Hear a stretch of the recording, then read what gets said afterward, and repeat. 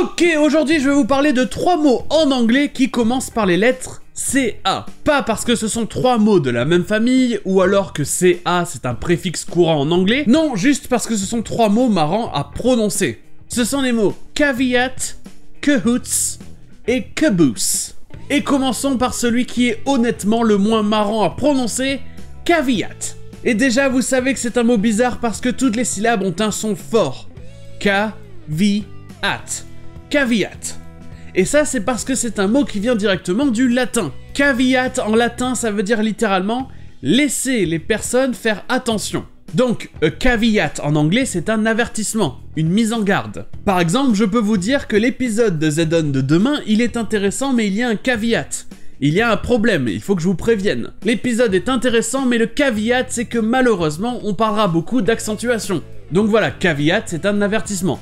Et dans le même registre du côté juridique, a caveat c'est une condition ou une restriction.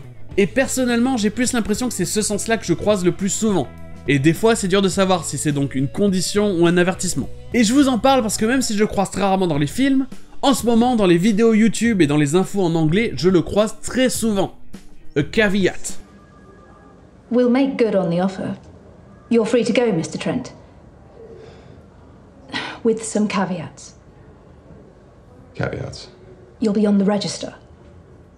Ok, passons ensuite au mot cahoots. Oui, il est très bizarre et il est tellement bizarre d'ailleurs qu'on ne sait pas vraiment d'où il vient en anglais. Certains disent qu'il vient du mot cahute en français, mais a priori niveau sens il n'y a pas de rapport. On le trouve dans l'expression to be in cahoots, ça veut dire être partenaire. En général, 2 personnes in cahoots, c'est 2 personnes qui font quelque chose en secret.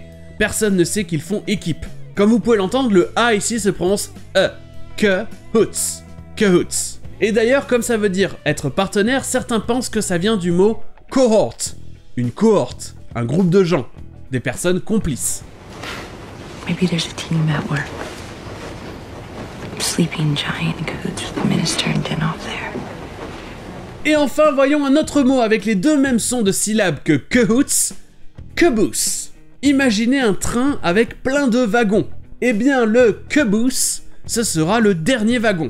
Comme par exemple dans cet extrait du film Horrible Bosses 2, où les personnages attendent que le train passe, ils attendent donc que le dernier wagon soit passé, que le caboose soit passé. Let him go. Open the door, get him out. Caboose coming. Ah, shit!